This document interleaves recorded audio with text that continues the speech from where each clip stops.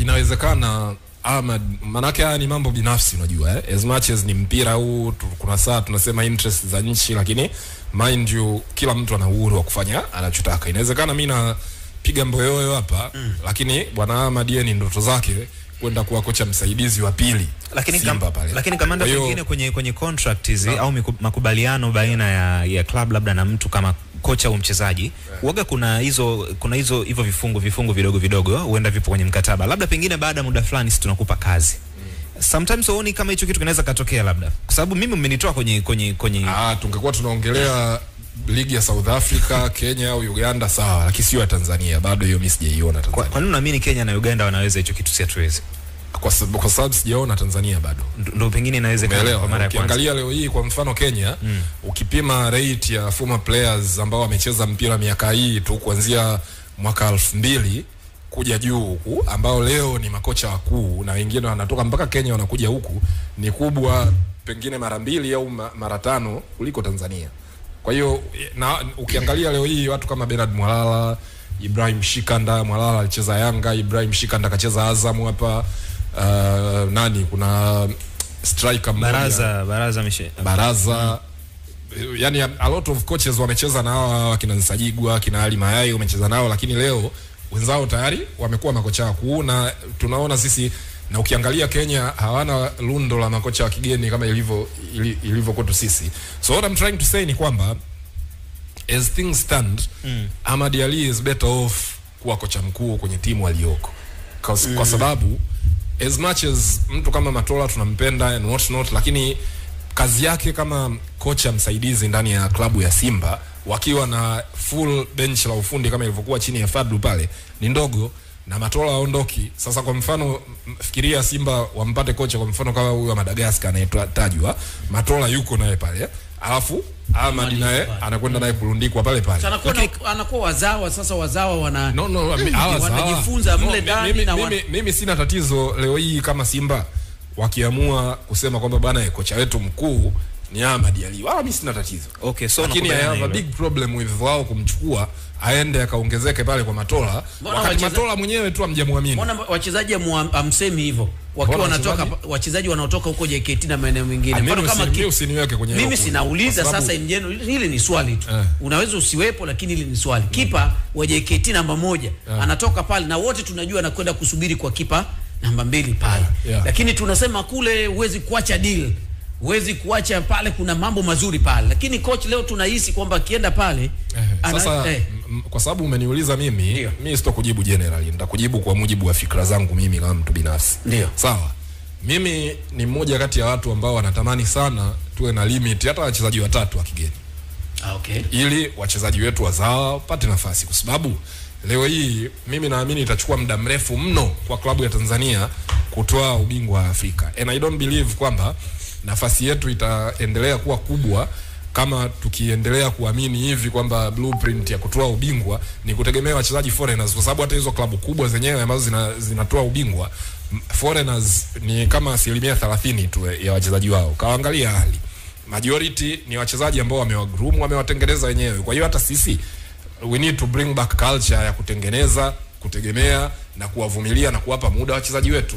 Kwa hiyo mimi ndio maana na advocate kwamba Simba kama mnamtaka Ahmad Ally, you better be ready kumfanya kuwa kocha mkuu, ila kumfanya tu kuwa kocha msaidizi haitomsaidia yeye individually na haitosaidia coaching industry ya Tanzania. Na mfano mzuri tunao, Matola si yuko pale siku zote. Lakini kwa kama Matola anatoka, labda Matola atoke, Ahmad aje, Simba anaweza kuwa na mawazo ya namna hiyo.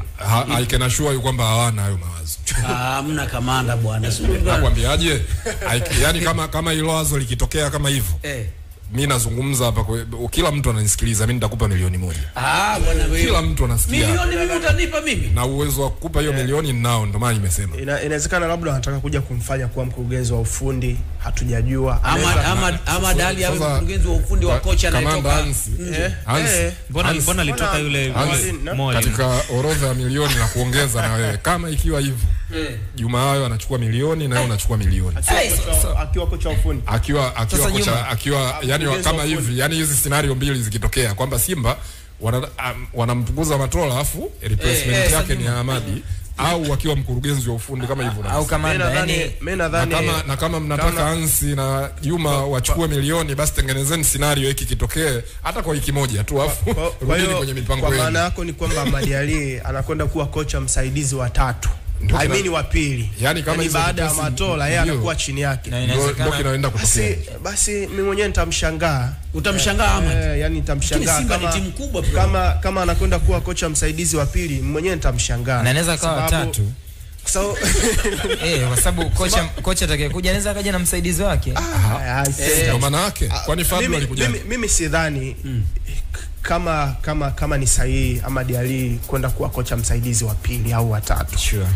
Mpira wetu wa Tanzania nadhani tutakuwa miss big time, kwa sababu ni miongoni mwa hao makocha ambao tuko nao wa kisasa ambao wanafanya mapinduzi makubwa sana.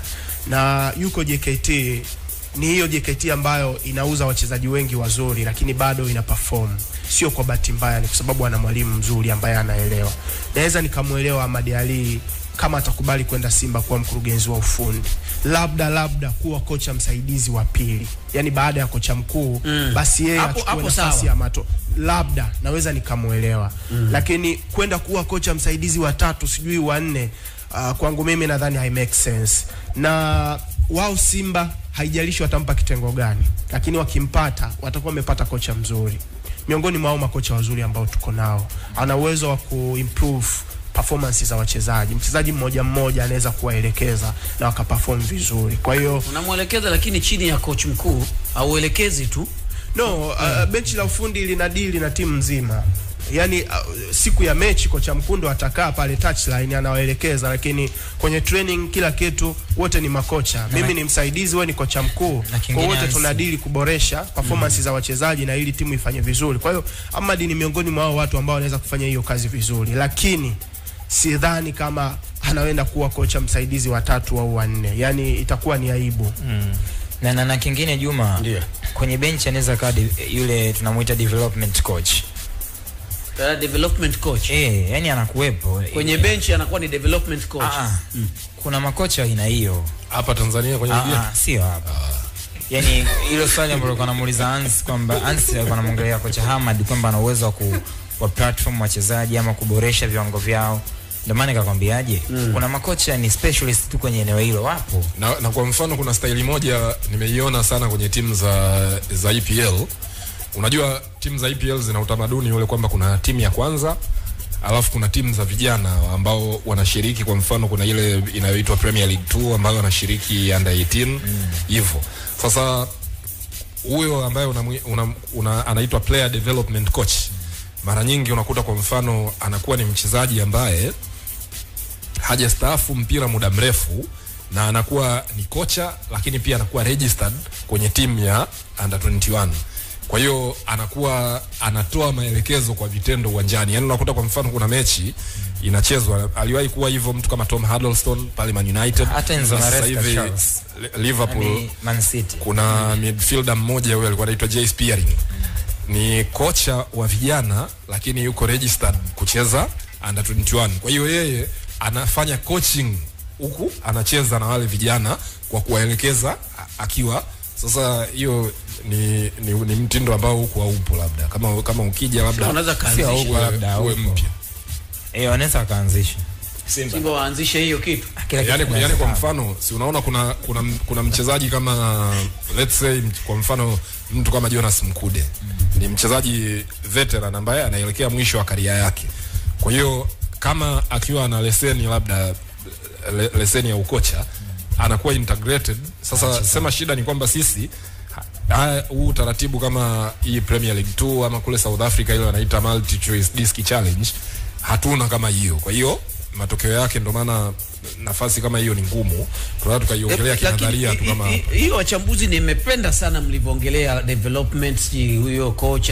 Lakini hivyo vitu kama huko viwezekaniki hivyo tu vya no, vinawezekana ni dhamira.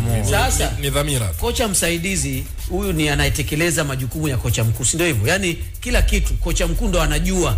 Hapana. No, yani kwa huko ndo mwenye program. Yani ndo mwenye program.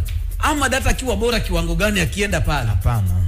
kwamba Hamad anaweza kwenda pale na yeye na fikra yake. Watu wanashare knowledge. Tunaweza kushare knowledge, lakini mimi naweza kukupa mfano. Msikilize kwanza huyu anataka kusema kitu. Mimi naamini unaweza ukawa una knowledge kubwa sana, ila maamuzi ya mwisho kwenye mpira wetu sisi yanafanywa na kocha mkuu. Ndio maana hata ikitokea tukinyolewa tunanyoa kocha mkuu, msaidizi anaweza kama. Na ndio maana kwa mfano umeona kwa mfano Ibenge amekwenda Azam. Magunga tulikuwa tunaongelea mpira gani sasa?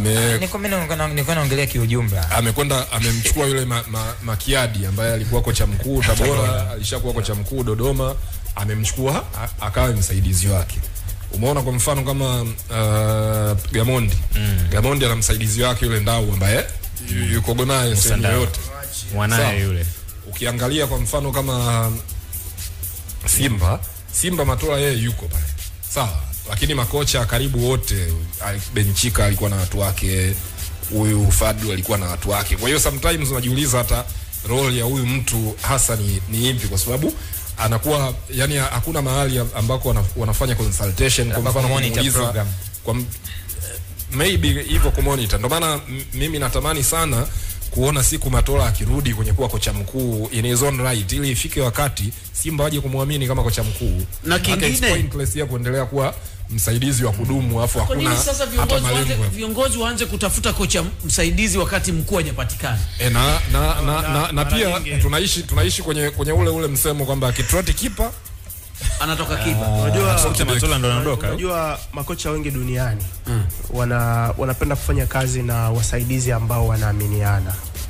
Yani kwa mfano kama Gamondi anatembea na Ndao, yani anajua atene cost Ndao hawezi kumsaliti Gamondi. Yani unajua inaweza kaa inatokea kwenye timu, kocha ametoka Belgium afu msaidizi ni Mbongo, afu Mbongo huyo akahusika kuanzisha migomo ya kumkataa kocha mkuu. Umeona? Kwa mara nyingi sana makocha wengi wakuu wanapenda kufanya kazi na wasaidizi ambao wanaaminiana, you see. Lakini hata hizi timu zenyewe zinahitaji makocha wasaidizi ambao zinawafahamu na kuwaamini, ili kama kuna ajenda yoyote inapenyezwa na kocha mkuu, wakocha wasaidizi waweze kwenda kuripoti kwa viongozi. Kwa huwa ni 50-50. Sio kama tunaelewana. Huwa ni 50-50. Kwa mfano pale Simba utaona wanakuja makocha wakuu, lakini Matola yuko pale.